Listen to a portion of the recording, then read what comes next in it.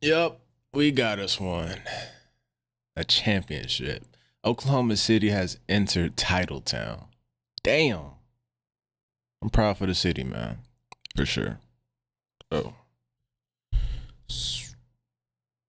There you go. I'm sure you want to see this finals patch. There you go. Take a good look at it. Good gander. Right there. This clearly means something to you. Let's talk about it. Before we begin, who is your top 5? This will dictate whether someone listens or not. Top 5. I'm going to try to explain this very briefly, but I'm not about to argue with myself. 1, I have Kobe. 2, I have Jordan. I understand Jordan was, the guy that Kobe modeled his game after, but I think Kobe took that shit to another level. I think he did it in a more talented league. Now, I understand people's going to say, oh, Jordan did it in a more physical league. I get it. Apples and oranges, who cares, whatever. But I think talent trumps physicality. I think Kobe could have played in any freaking era, and he just would have rose up to whatever occasion that would have did. Not saying Jordan wouldn't have did the same thing, but Mamba mentality, bro. I don't know. It's different. 3, LeBron James. Great at everything. Longevity speaks for itself. If you look up the definition of basketball player in the dictionary, it should just be LeBron James. I mean, he has no flaws in this game other than taking the last shot. 4, I got to go with Hakeem. I understand a lot of people have Shaq over Hakeem, but I think if you put Hakeem on Shaq, Shaq struggles more than Hakeem struggles if you put Shaq on Hakeem. I think that makes sense. And then 5, I got Steph Curry. Just the greatest teammate ever. A sniper. Just makes the game super easy for everybody on the court on his team. A defensive nightmare for the opposite coach, for the opposite team. You give them this much space and it's a wrap. And damn it, don't let them be hot, because then it doesn't matter. And then Shai. Nah, I'm just playing. Not yet. But I understand no one's probably going to agree with this list, but I'm pretty sure no one agrees with your list as well, so we're even. Yes, that type of agreement is virtually impossible. So, you've been a Thunder fan ever since they've gotten here. How does this victory...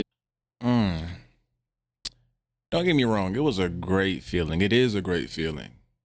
But I woke up the next day and I still had to go to work.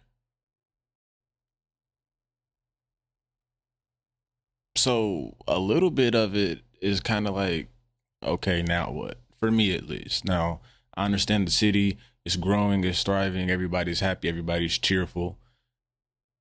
But also, if you know me, obviously, I reach a little bit deeper into things.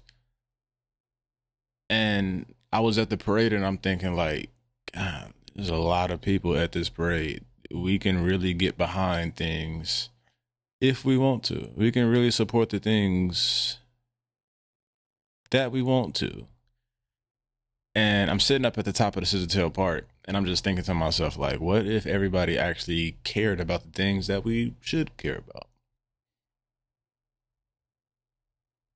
I'm not about to go into deep details, but yeah, it felt good, but it's kind of like that what now feeling. Do I just wait for next year and do the same thing, same time next year type thing? Or like now, what do I do? I don't know. Felt good, but it's not like I get a ring, is all I'm saying. I understand it's not about me. Only very few people actually want to unite. I'm a part of that few, so I'll just be the oddball in this situation and just, I guess, mindlessly go to the parade and cheer. OKC. Great for the city. Happy for the team. Happy for the fan base. No fan base deserves it more than Oklahoma City. Promise you.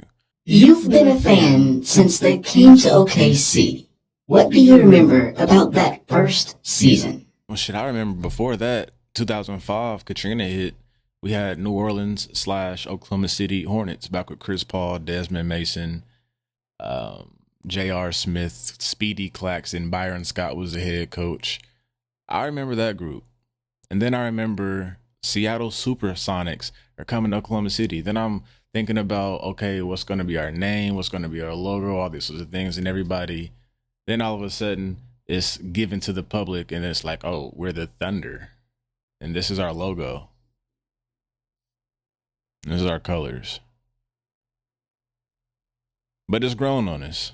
It's grown on us a lot. First year, I was about 12 years old, maybe. It was definitely in the nosebleeds. Me, my pops, and my brother, for sure. Some games. And it was cheap tickets. And we were dog shit. But boy, we supported. What kept you loyal all these years, even through the rebuilding phases? Well, for me, I never really had an NBA team to cheer for. I was always cheering for Allen Iverson and Tracy McGrady. Now, Tracy McGrady was my GOAT at that time, so it's kind of like, the LeBron stands. Wherever he goes, I go. Wherever Tracy went, I went. But at this time, Tracy was not Tracy. And if you know about his career, he was phenomenal at the peak of his career, but injuries took a hold of him, and he just wasn't the same. So when the Thunder got here, I was happy to hop off of Tracy's ending career and go with my city. Now, obviously, again, we sucked, but that wasn't the point. The point was my team or my city had a team, and I could show support. So I did that. What's the difference between being a Thunder fan now versus in the Durant, Westbrook, Harden era? It's less stressful. I think every Oklahoma City fan can say that watching the Thunder play now, we just play better basketball. It's simple. How would you describe the Thunder culture? They're literally an AAU team. I don't want to call them kids. They're young adults, but they're young. And something that I can see is they clearly love the game of basketball. And being in Oklahoma, there's not much to do. So being here allows them to keep the main thing. So it truly helps them. Hurts them in certain areas. They want like a city life. But if you really want to be a great basketball player, what better place than small markets? He gets it. Do you think OKC gets the national respect it deserves as a franchise? We do now. How has the relationship between the team and the city evolved over the years? The city's forever locked in. We were locked in when we were ass. We're obviously going to be locked in for this damn dynasty that we're about to start. So we ain't going nowhere. Which players do you think define this championship run and why? I think that's obvious. SGA, Dub, Chet. We will win 8 championships if Chet brings his luggage. I promise you. Because our first guy is definitely automatic. He's one of those guys. Second guy, he's capable of being one of those guys. And then Chet, I don't care what he brings on the offensive end. I just want him to be the guy on the defensive side. If he does that. What does Shai Gilgeous-Alexander mean to this city and franchise? This man just brought us a championship. He's the greatest Thunder player of all time. If anybody has anything else other than to say about that, they're wrong. Which role players or staff deserve more love than they're getting? I think every player on this organization, or on this roster at least, is getting the recognition that they deserve. But one person that I truly want to highlight, Jay Will. I know a lot of people on Instagram and social media are trying to clown him because he looks like he's having the most fun. They're saying he didn't play in the final, whatever. If you're a Thunder fan, you know how much he actually means to this city and to this team. He's a great locker room guy. His smile is contagious. He keeps everybody happy, it seems like. So I want to highlight him and Caruso. Score 1 for the headband. Who's the greatest OKC Thunder player of all time and why? I guess we can label this the Reach Deep segment because I actually want to go in depth about these three guys. Let's start with Shai.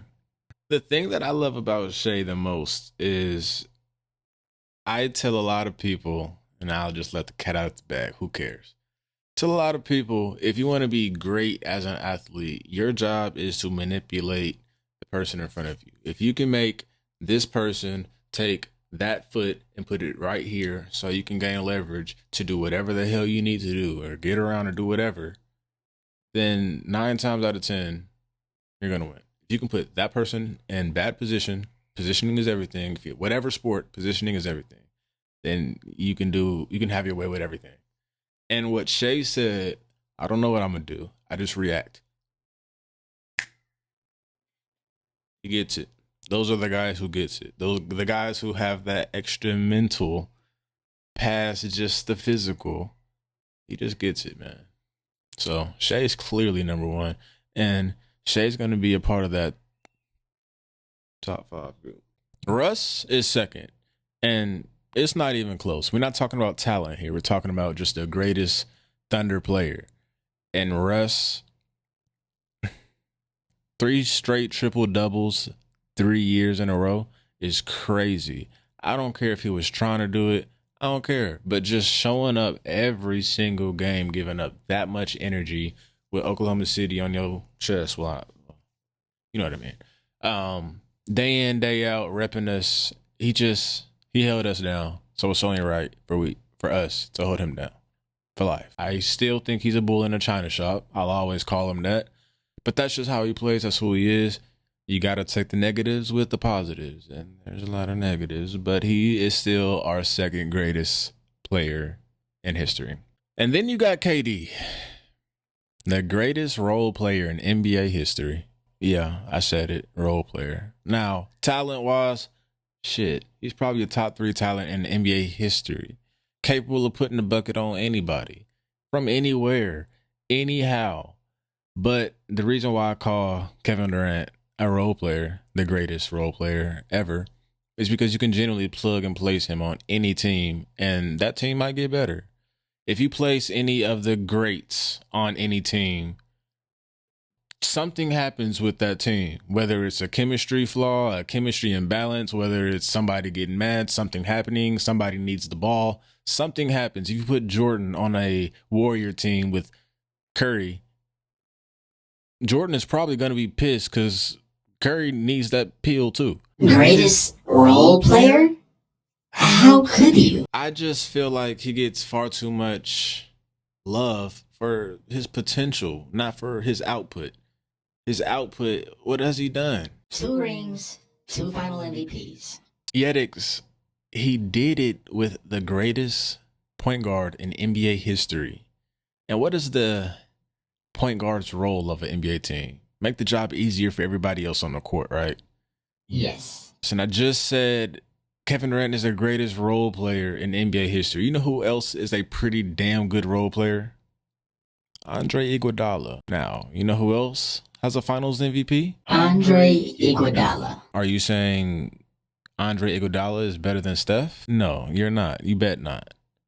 So Steph did his job in being a point guard, whatever. He did his job. And Kevin Durant is capable of looking like the best player on the court. It doesn't matter who's on the court. He's capable of looking like that guy. But that's just my opinion. It don't mean shit. How would you compare the chemistry and mindset of this squad to the KD, Russ, Harden trio? It's simple. Everybody understands their role and everybody likes each other. There's no ego. Or if there is, it's a collective ego. They just want to win. Do you think KD's legacy with OKC is healed now that the city has won a championship? Bro pulled the weakest move in history of sports. Yes, the bridge is burned. What did this season teach you about belief, patience, or loyalty as a fan? It told me a lot of things. I'll be the first one to tell you. During some bad games by Chet and J-Dub, I've been on record to say, trade them, get rid of them. I'm tired of them. Patience. At the end of the day, It's a long season. Just hang in there. Why does this team's story matter not just to OKC, but to basketball culture as a whole? It's the end of super team era. It's the end of superstars gathering together on a team, getting together and being like, oh, let's go win a championship with this organization. That shit is dead. Now, it takes a team in a great organization. And we got that. What do you want people to understand about being a Thunder fan that they might not get from the outside looking in? If it's something that this postseason has told me, they don't care about us, and I don't care about them. They can think what they want. I don't care. Just as long as they call us champions. What does this championship mean to you personally? Absolutely nothing. But I do get pride in my city walking into Titletown. We have arrived. But personally, no, this does nothing for me. But I do see, and I said this earlier, how we can unite and come together for the things that we truly want to come together for. So that gives me hope that one day we'll grow a freaking brain and come together for the right things. But that's my takeaway.